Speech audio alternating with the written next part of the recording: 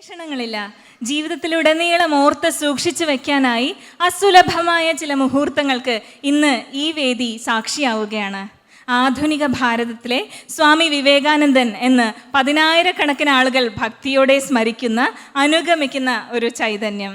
നാളുകളേറെയായി നാം ഓരോരുത്തരും ആകാംക്ഷയോടെ കാത്തിരുന്നത് ഈ ഒരു നിമിഷത്തിന് വേണ്ടിയാണ്. നമ്മുടെ സ്വപ്നം സാക്ഷാത്കരിച്ചുകൊണ്ട് ലണ്ടൻ ഹിന്ദു ഐക്യവേദിയുടെ തത്വസമീക്ഷാ യജ്ഞം എന്ന പരിപാവനമായ ഈ അവസരത്തെ അനുഗ്രഹീതമായ ഒരു അനുഭവമാക്കി Shri doctor N Gopalakrishnan sir നമ്മളെ അനുഗ്രഹിക്കുകയാണ്. അദ്ദേഹത്തെ ബഹുമാനപുരസ്സരം വേദിയിലേക്ക് ക്ഷണിച്ചുകൊള്ളുന്നു. We don't have sufficient words, sufficient adjectives for all of us to remember, probably for the rest of our lives, what we are about to hear. This evening is witnessing one of the rarest opportunities to hear from someone who is described as the Swami Vivekananda of modern India. For many of us who've been expecting this rarest opportunity for a number of months, that dream of ours is coming true today. London Hindu Aikyavedi's sacred occasion of today is blessed with the presence of the respectable Dr. N. Gopalakrishnan, the scientist, the researcher, the great orator, preacher and promoter of Hindu Dharma. I would now like to welcome Dr. N. Gopalakrishnan to the stage for today's keynote address.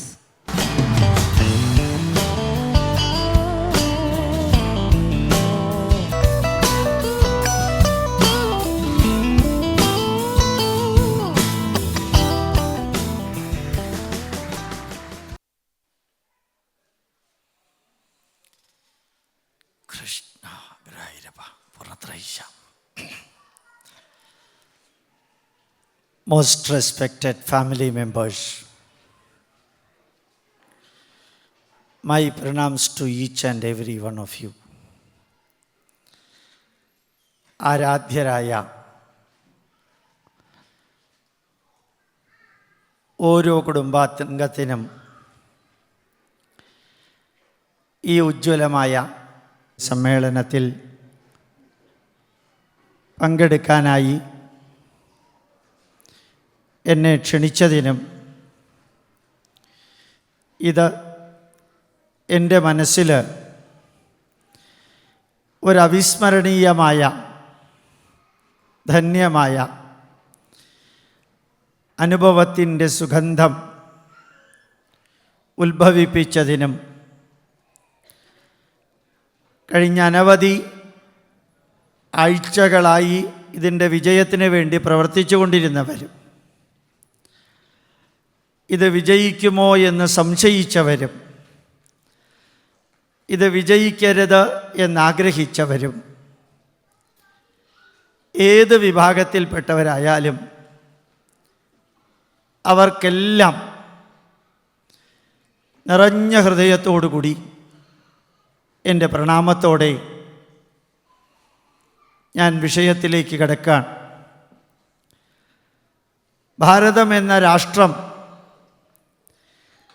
അതിൻ്റെ ചൈതന്യവത്തായ സന്ദേശങ്ങളോടുകൂടി 10,000-ലധികം വർഷമായി ഭൂമുഖത്ത് നിലനിൽക്കുന്നു.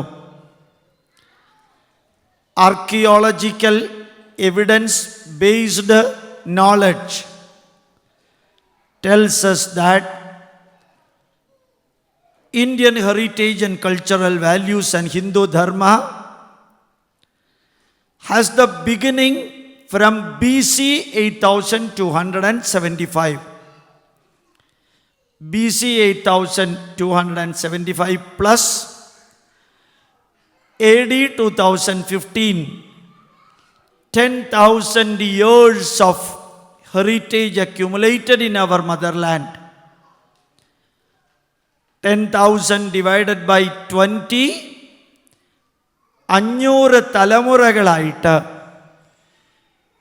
പരമപവിത്രമായ ഭാരതം, ഭാരതീയ സംസ്കാരം, സനാതനധർമ്മം, നന്മ നിറഞ്ഞ സന്ദേശങ്ങൾ, അത് ലോകത്തിലെ 100 കോടി ഹിന്ദുക്കളുടെ 1,000 million Hindus carry in their mind. ഭാരതം എന്ന രാഷ്ട്രം എന്നും നെഗറ്റീവുകളെ പോസിറ്റീവുകളാക്കിയ രാഷ്ട്രമാണ്. ലോകത്തിൽ 3 വിഭാഗം ജനങ്ങളുണ്ടെന്നാണ് പറയുക. Those who are discussing about the negatives, those who are changing the negative effect of the negative, those who are converting the negative into positive. ഭാരതം എന്ന രാഷ്ട്രം 3ാമത്തെ വിഭാഗത്തിൽപ്പെടുന്നു. ആദികാവ്യമായ രാമായണമുണ്ടായത്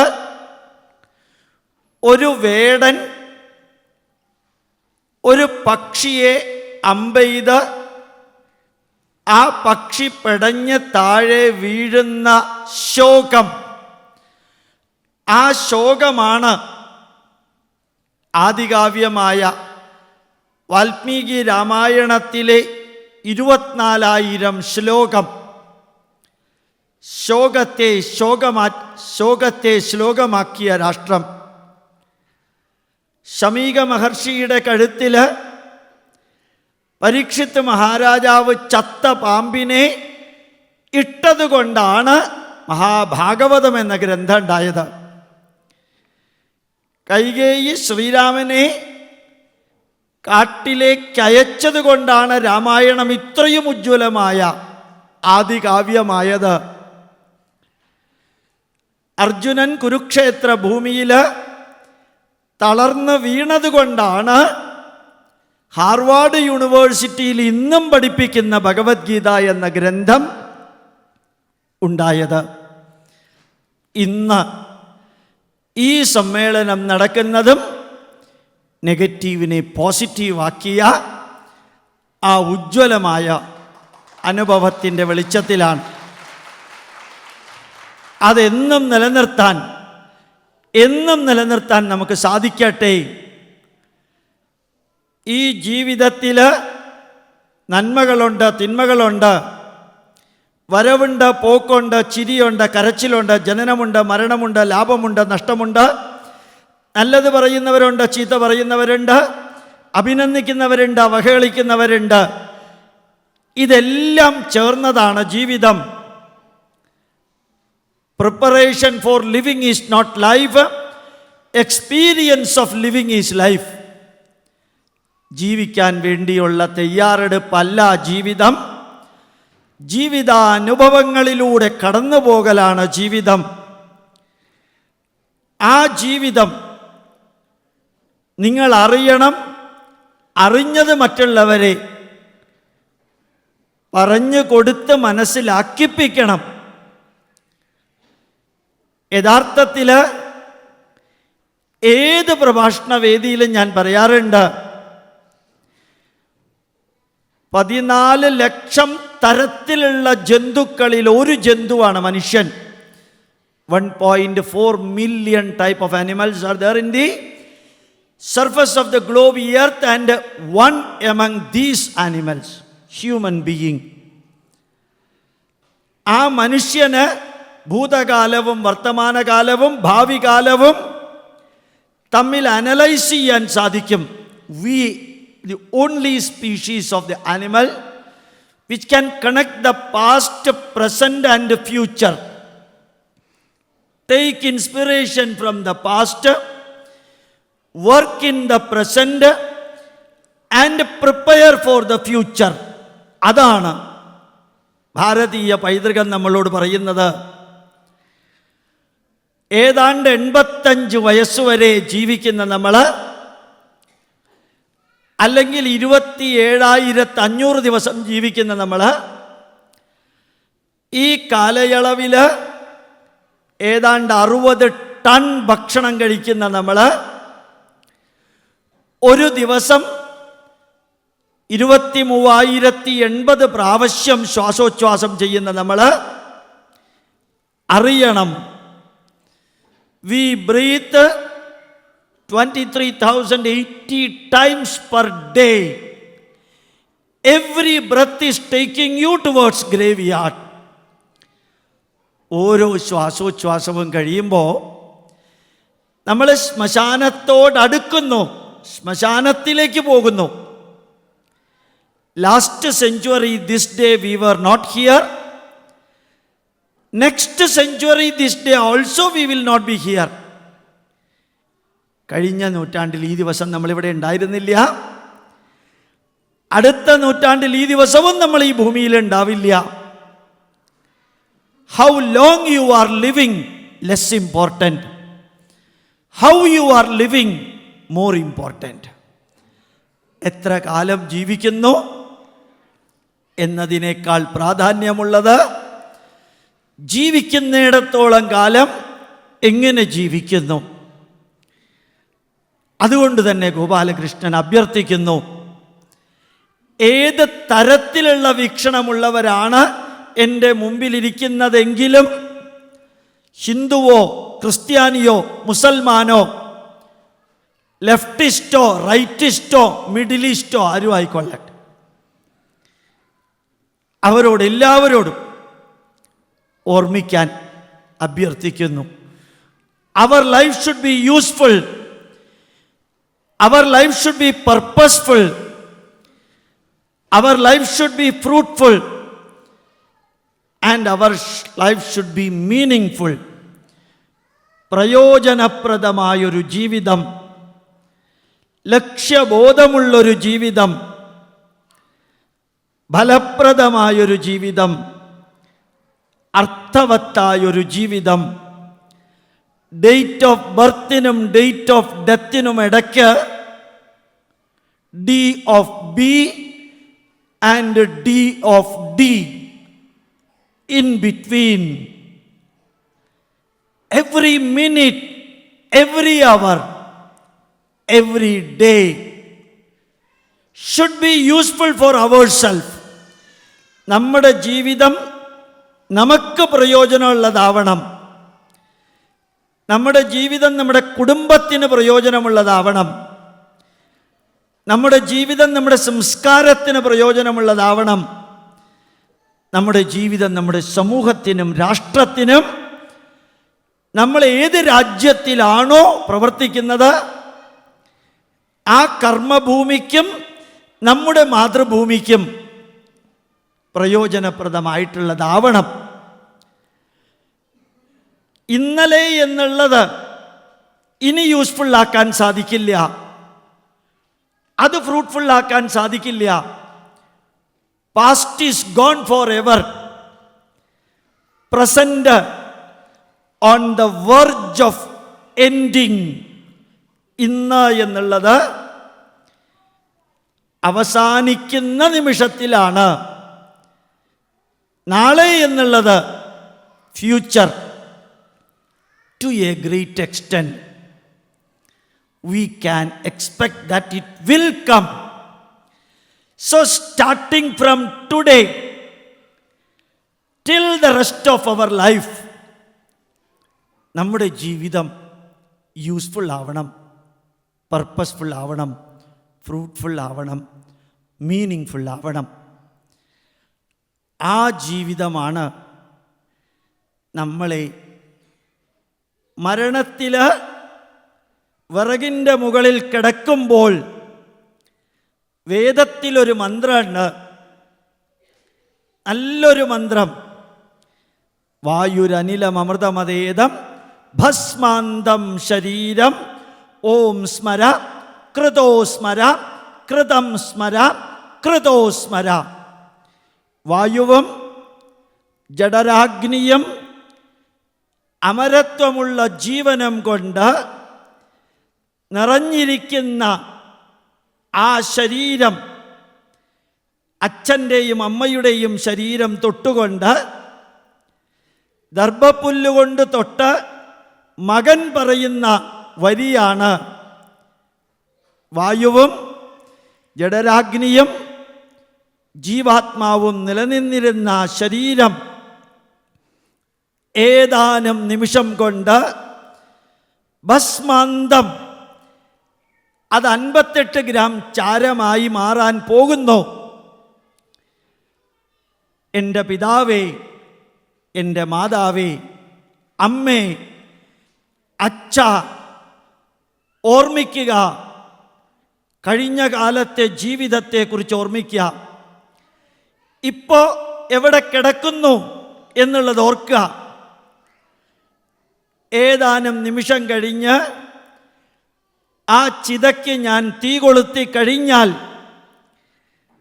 അത് ഭസ്മമായി തീരുന്ന അങ്ങ് ഓർമ്മ മാത്രമായി തീരുന്ന ആ നിമിഷത്തെക്കുറിച്ച് ഓർമ്മിക്കുക. ഈ ഒരു മന്ത്രം ശ്മശാനത്തിൽ ചൊല്ലാൻ അനുവാദമുണ്ട്. ഈ ഒരു മന്ത്രം മാത്രമേ ശ്മശാനത്തിൽ വേദത്തിൻ്റെതായിട്ട് ചൊല്ലാറുള്ളൂ.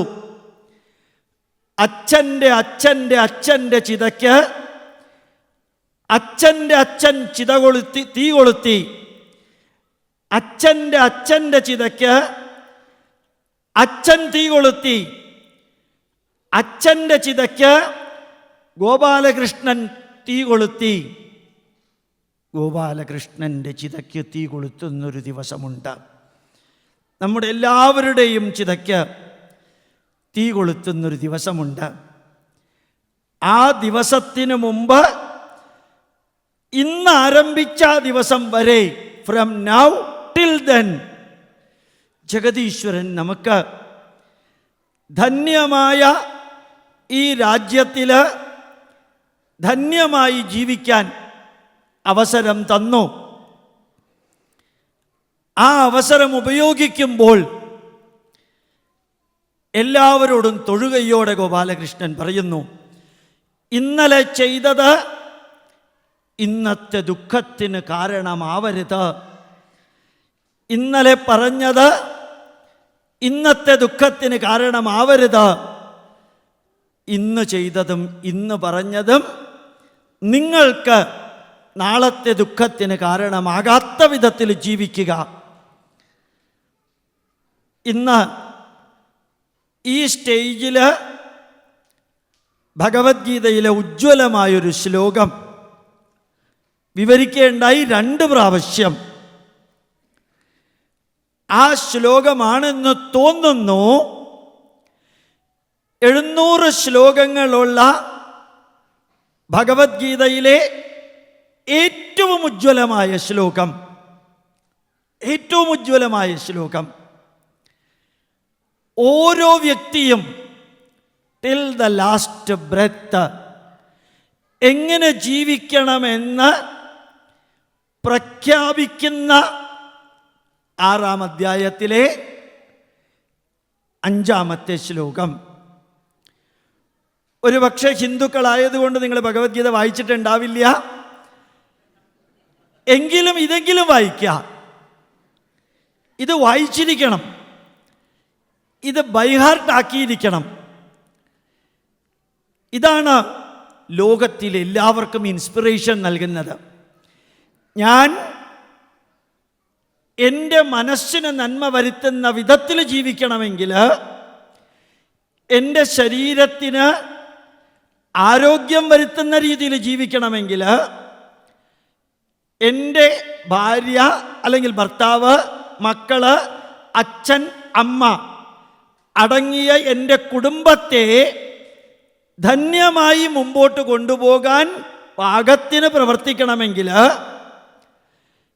എൻ്റെ സംസ്കാരം, ഹിന്ദു ധർമ്മം ചേർന്ന സംസ്കാരം, അതിനെ അന്ധവിശ്വാസങ്ങളും ദുരാചാരങ്ങളും അനാചാരങ്ങളും ഇല്ലാതെ സയൻറ്റിഫിക്കലി, ലോജിക്കലി, റാഷണലി, ബുദ്ധിക്കും യുക്തിക്കും ശാസ്ത്രത്തിനും നിരക്കുന്ന വിധത്തിൽ ചൈതന്യവത്താക്കണമെങ്കിൽ, എൻ്റെ സമൂഹത്തിൽ വേദനിക്കുന്നവരും വിശക്കുന്നവരും അനാഥരും വൃദ്ധരും രോഗികളും അവർക്ക് എന്നിൽ നിന്ന് ഋഗ്വേദ മന്ത്രത്തിൽ പറയുന്നത് പോലെ യപരേഷാമുപകാരായ ജീവതി സ ഏവ ജീവതി. മറ്റുള്ളവരുടെ നന്മയ്ക്ക് വേണ്ടി ആരാണോ ജീവിക്കുന്നത് അവർ മാത്രമേ ജീവിക്കുന്നുള്ളൂ. മറ്റുള്ളവരുടെ നന്മയ്ക്ക് വേണ്ടി ആരാണോ ജീവിക്കുന്നത് അവർ മാത്രമേ ജീവിക്കുന്നുള്ളൂ. അപ്പോൾ വേദനിക്കുന്നവരും വിശക്കുന്നവരും അനാഥരും വൃദ്ധരും രോഗികൾക്കും വേണ്ടി നിങ്ങളുടെ അല്പം സമയം, അല്പം ഊർജം, അല്പം സമ്പത്ത് മാറ്റിവെക്കാൻ സാധിക്കണമെങ്കിൽ മനസ്സ്, ശരീരം, കുടുംബം, സംസ്കാരം, സമൂഹം, നമ്മുടെ മാതൃഭൂമി ഒരു 10,000 വർഷത്തെ പാരമ്പര്യമുള്ള ഒരു രാഷ്ട്രം, 125 കോടി ജനത, ഹിന്ദുവും ക്രിസ്ത്യാനിയും മുസൽമാനും അടങ്ങുന്ന ഒരു രാഷ്ട്രം.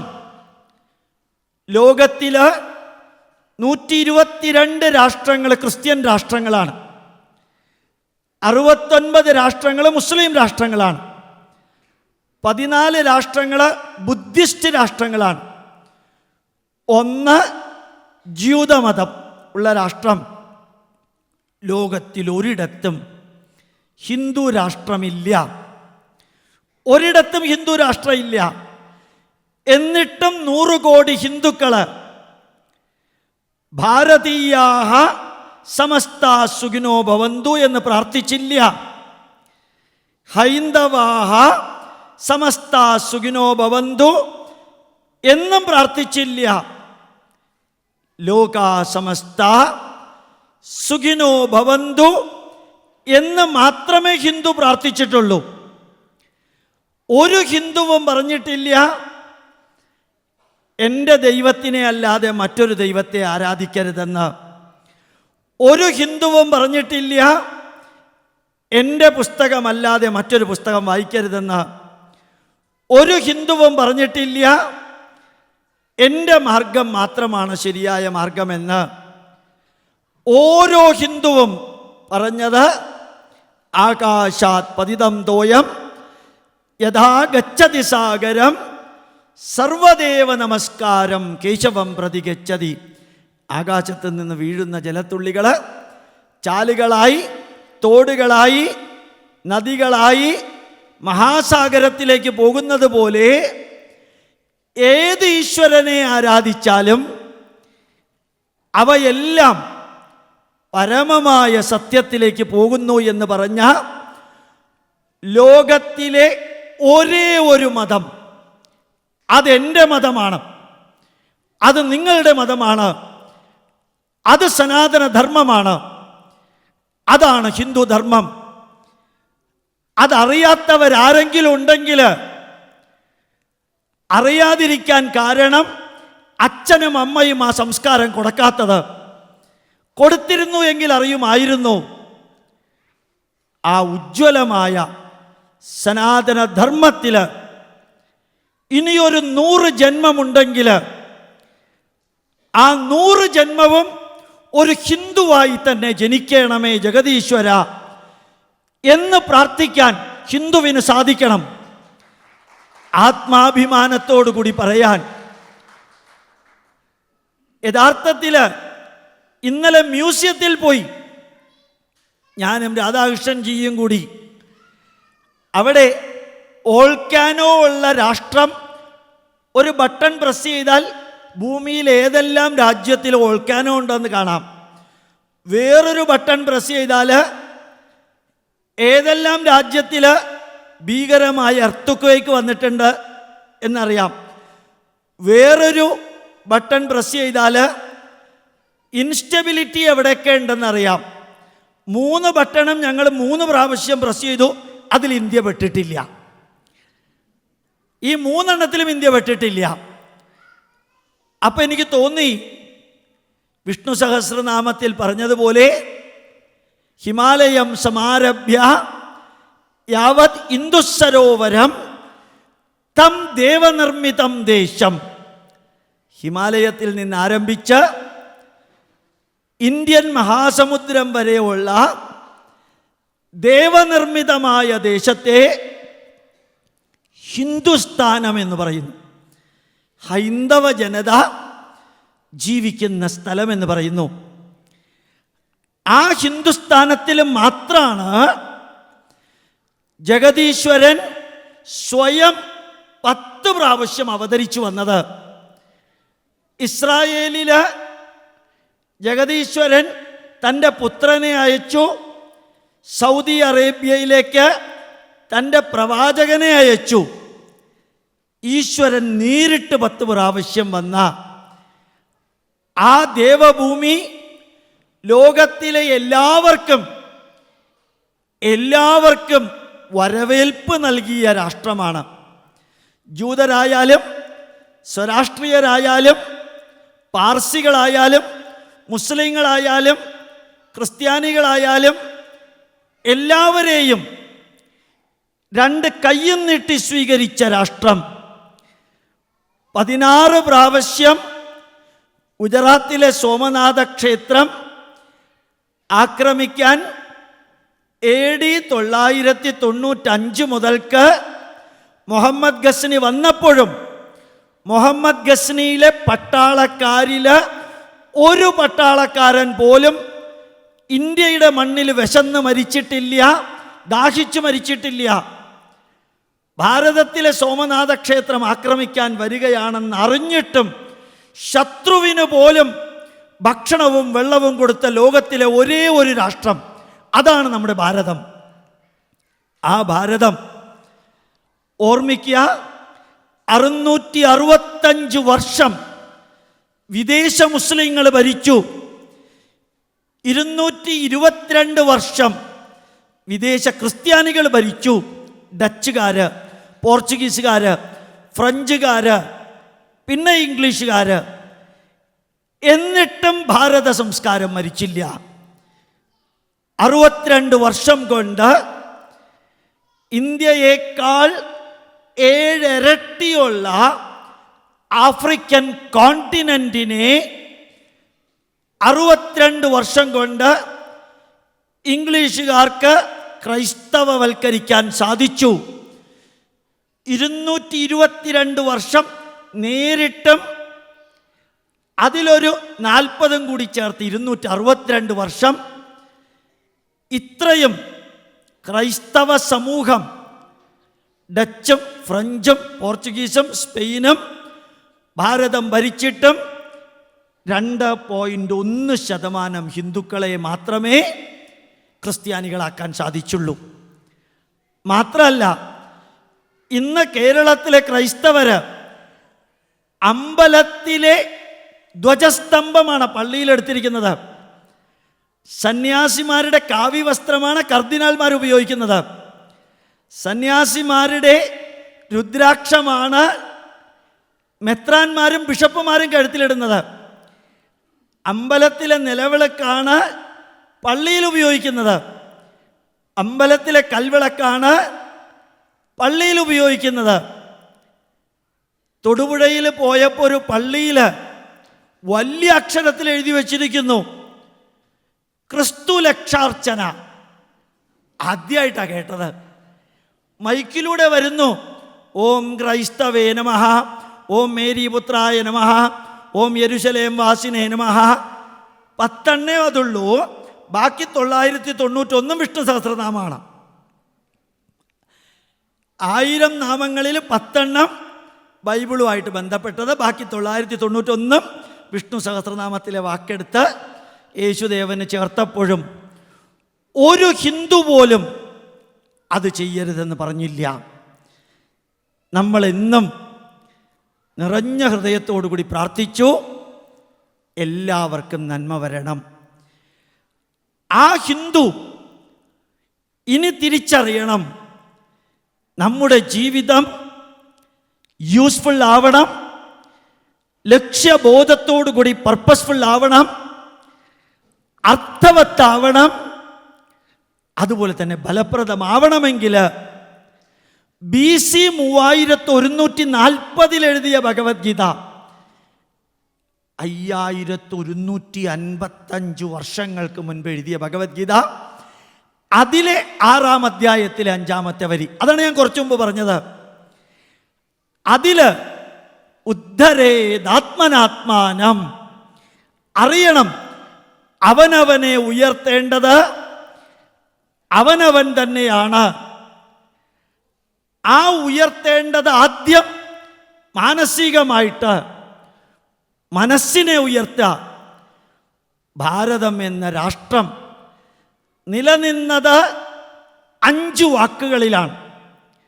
10000 വർഷത്തെ പാരമ്പര്യമുള്ള സനാതനധർമ്മം നിലനിൽക്കുന്നത്, ഇനിയും നിലനിൽക്കാൻ പോകുന്നത് 5 വാക്കുകളിൽ mind, thoughts, action, result, reward.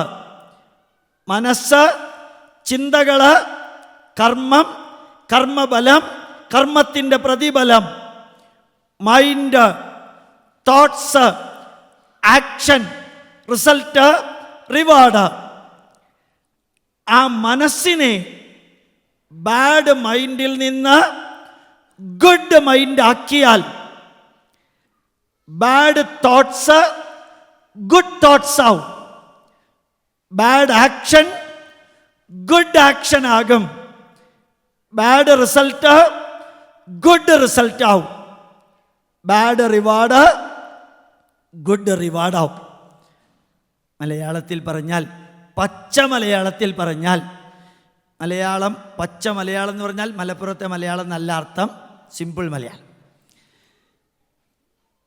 യഥാർത്ഥത്തിൽ ദുർമനസ്സിനെ സന്മനസ്സാക്കിയാൽ, ദുഷ്ചിന്തകളെ സച്ചിന്തകളാക്കാൻ സാധിച്ചാൽ ദുഷ്കർമ്മങ്ങൾ സത്കർമ്മങ്ങളാവും. അപ്പ ദുഷ്കർമ്മ ഫലങ്ങൾ സത്കർമ്മ ഫലങ്ങളാകും. അതുകൊണ്ട് മനസ്സിനെ വീണ്ടും പറയുന്നു, change the mind from bad to good, bring the mind from darkness to light, and take the mind from the tensionful condition to tensionless condition. ഉപയോഗിച്ച ഇംഗ്ലീഷ് വാക്ക് തെറ്റാണ്. നമ്മുടെ മനസ്സിനെ തിന്മയിൽ നിന്ന് നന്മയിലേക്ക്, ഇരുട്ടിൽ നിന്ന് വെളിച്ചത്തിലേക്ക്, അശാന്തിയിൽ നിന്ന് ശാന്തിയിലേക്ക് കൊണ്ടുപോയാൽ ആ മനസ്സിൽ നിന്ന് വരുന്ന ചിന്തകളുടെ അടിസ്ഥാനത്തിലുള്ള പ്രവൃത്തികൾ, ആ പ്രവൃത്തിയുടെ അടിസ്ഥാനത്തിലുള്ള ഫലങ്ങൾ, അതിൻ്റെ പ്രതിഫലം ധന്യമാക്കാൻ സാധിക്കും. അതാണ് സനാതനധർമ്മം ഒരു 10,000 വർഷമായിട്ട് നിലനിന്നിട്ടും ഇത്രയുമധികം 950 വർഷത്തെ ആക്രമണത്തിന് ശേഷവും 1947 ആഗസ്റ്റ് 14 വരെ, ആഗസ്റ്റ് 14 അർദ്ധരാത്രി വരെ വിദേശികൾ ഭരിച്ചിട്ടും അതിനുശേഷം വിദേശികളുടെ സ്വഭാവമുള്ള സ്വദേശികൾ ഭരിച്ചിട്ടും ഭാരതം മരിച്ചില്ല. അതിന് കാരണം നമ്മൾ എക്സ്റ്റേണൽ ചേഞ്ചിനല്ല ഫോക്കസ് ചെയ്തത്, ഇൻറ്റേർണൽ ചേഞ്ചിനാണ് ഭാരതം ഫോക്കസ് ചെയ്തത്. ഇൻറ്റേർണലി ചേഞ്ച് വരുത്തിയാൽ ഓട്ടോമാറ്റിക്കലി അത് എക്സ്റ്റേണൽ ചേഞ്ചിന് കാരണമായിക്കൊള്ളും. Internally revolutionary change, externally evolutionary change. Internally violent change, externally silent change. ആ ചേഞ്ച് മനസ്സിൽ വന്നാൽ ജീവിതം ധന്യമാക്കാൻ സാധിക്കും. ആ മനസ്സിൽ ചേഞ്ച് വരാത്തിടത്തോളം കാലം ഏത് രീതിയിൽ ജീവിച്ചാലും അത് മനസ്സിന് സ്വസ്ഥത തരില്ല. അതുകൊണ്ട് നമ്മുടെ രാഷ്ട്രത്തിൽ മന ഏവ മനുഷ്യാണാം കാരണം ബന്ധമോക്ഷയോ ബന്ധായ വിഷയാസക്തം മുക്തം നിർവിഷയം സ്മൃതം. മനസ്സാണ് ഈ ലോകത്തിലെ എല്ലാത്തിനോടും ബന്ധം വെച്ച് പുലർത്തുന്നതും ബന്ധനം വെച്ച് പുലർത്തുന്നതും വെറുപ്പും അസൂയയും വാശിയും ദേഷ്യവും പ്രതികാരവും വെച്ച് പുലർത്തുന്നതുമെല്ലാം ശരീരമല്ല, മനസ്സാണ്. ഉറങ്ങുന്ന വ്യക്തിക്ക് ആരോടും വാശിയില്ല, പകയില്ല, ദേഷ്യമില്ല, അഹങ്കാരമില്ല, ഭയമില്ല. കാരണം മനസ്സുറക്കത്തിലാണ്. ആ മനസ്സിനെ തിന്മയിൽ നിന്ന് നന്മയിലേക്ക് കൊണ്ടുപോയാൽ ഉദ്ധരേദാത്മനാത്മാനം, അവനവനെ അവനവന് ഉയർത്താനും ഉണർത്താനും വളർത്താനും സാധിക്കും. Elevate yourself, develop yourself, progress yourself, march forward by yourself, by yourself. അതിന് മറ്റൊരാളുടെ സപ്പോർട്ട് എടുത്താലും മറ്റൊരാളെ ഡിപ്പെൻഡ് ചെയ്യല്ലേ. നമ്മളെ ഉയർത്താൻ, വളർത്താൻ, ഉണർത്താൻ ആദ്യം മാറ്റം വരേണ്ടത് മനസ്സിൽ. ആ മനസ്സിൽ മാറ്റം വരുത്താൻ ഭാരതീയർ പറഞ്ഞു, നമ്മൾ സാധാരണക്കാരിൽ സാധാരണക്കാരായ വ്യക്തികളാണെങ്കിൽ കഥകൾ കേട്ടും കേൾപ്പിച്ചും മനസ്സിനെ ബാഡിൽ നിന്ന് ഗുഡിലേക്ക് കൊണ്ടുപോവാം. സാധാരണക്കാർക്ക് കേൾക്കാൻ ഇഷ്ടമുള്ളതും കാണാൻ ഇഷ്ടമുള്ളതും കഥകളാണ്. നിങ്ങൾ അല്പം കൂടി ഉയർന്നാൽ ഭാരതത്തിനൊരു പ്രത്യേകതയുള്ളത്, നമുക്കൊരു പുസ്തകമല്ല ഉള്ളത്, നമുക്ക് ഒരു ആചാര്യനല്ല ഉള്ളത്, ഒരു വിഷയമല്ല ആ പുസ്തകത്തിൽ പറഞ്ഞിരിക്കുന്നത്. ഒരു കാലഘട്ടത്തിലല്ല നമ്മളുടെ പുസ്തകങ്ങൾ എഴുതിയത്. ആയിരക്കണക്കിന് ഗ്രന്ഥങ്ങൾ, ആയിരക്കണക്കിന് ആചാര്യന്മാർ, ആയിരക്കണക്കിന് വിഷയങ്ങൾ ചേർത്ത് ആയിരക്കണക്കിന് വർഷങ്ങളായിട്ട് എഴുതി നമുക്ക് തന്നു പറഞ്ഞു, നിനക്കിഷ്ടമുള്ളത് വേണമെങ്കിൽ സ്വീകരിക്കാം, അല്ലെങ്കിൽ നിർബന്ധമില്ല. ഒരാചാര്യനും പറഞ്ഞില്ല ഞാൻ എഴുതിയ പുസ്തകം മാത്രമാണ് ശരിയെന്ന്. ഒരാചാര്യനും പറഞ്ഞില്ല ഇതല്ലാതെ വേറൊരു പുസ്തകം നീ വായിക്കരുതെന്ന്. ഒരാചാര്യനും പറഞ്ഞില്ല എന്നെ മാത്രമേ നീ ഫോളോ ചെയ്യാൻ പാടുള്ളൂ എന്ന്. കുറേ ആചാര്യന്മാർ 18 പുരാണങ്ങളും 18 ഉപപുരാണങ്ങളും കഥകളായിട്ട് എഴുതി സാധാരണക്കാരിൽ സാധാരണക്കാരായ വ്യക്തികളോട് പറഞ്ഞു, ഇത് വായിച്ച് മനസ്സിനെ തിന്മയിൽ നിന്ന് നന്മയിലേക്ക് കൊണ്ടുപോയാൽ ചിന്തകളിലും പ്രവൃത്തിയിലും പ്രവൃത്തിയുടെ ബലത്തിലും മാറ്റം ഉണ്ടാവും. ആ കഥകൾ കേൾക്കാനുള്ള വിദ്യാഭ്യാസ യോഗ്യത, ബുദ്ധിപരമായ അവസ്ഥയാണ് നമുക്കെങ്കിൽ പുരാണങ്ങൾ വായിച്ചാൽ മതി. അതിനേക്കാൾ ഉയർന്നാൽ മഹാഭാരതം വായിക്കാം. 1,25,000 ശ്ലോകങ്ങളുള്ള മഹാഭാരതത്തിൽ 60,000 ശ്ലോകങ്ങൾ കഥകളും 65,000-ഓളം ശ്ലോകങ്ങൾ പാണ്ഡവരുടെയും കൗരവരുടെയും അവിടെ കൂടെ ഉണ്ടായിരുന്നവരുടെയും ജീവിതാനുഭവങ്ങൾ.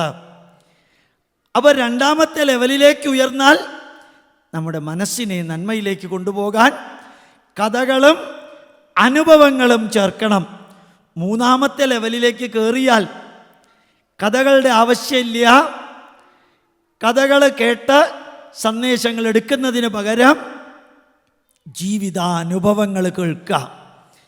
വാൽമീകി രാമായണമെന്ന ആദികാവ്യം എഴുതിയത് രാമനുമായി ബന്ധപ്പെട്ട 20 പ്രധാന വ്യക്തികളുടെ ബയോഗ്രഫി ആയിട്ടാണ്, ജീവിതാനുഭവങ്ങളായിട്ടാണ്.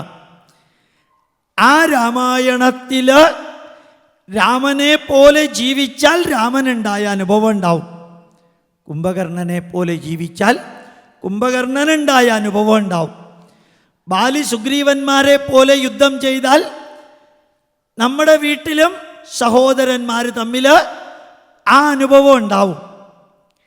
തെറ്റ് ചെയ്ത ജ്യേഷ്ഠൻ്റെ കൂട്ടത്തിൽ കുംഭകർണൻ നിന്നതുപോലെ നിന്നാൽ ജ്യേഷ്ഠനും സപ്പോർട്ട് ചെയ്തവനും മരിക്കും. തെറ്റ് ചെയ്ത ജ്യേഷ്ഠൻ്റെ കൂട്ടത്തിൽ വിഭീഷണനെ പോലെ നിൽക്കാതിരുന്നാൽ ആ രാഷ്ട്രത്തിൻ്റെ ഭരണാധികാരം 48 വർഷം വിഭീഷണന് സാധിച്ചതുപോലെ ധന്യമായ ജീവിതം നയിക്കാൻ സാധിക്കും.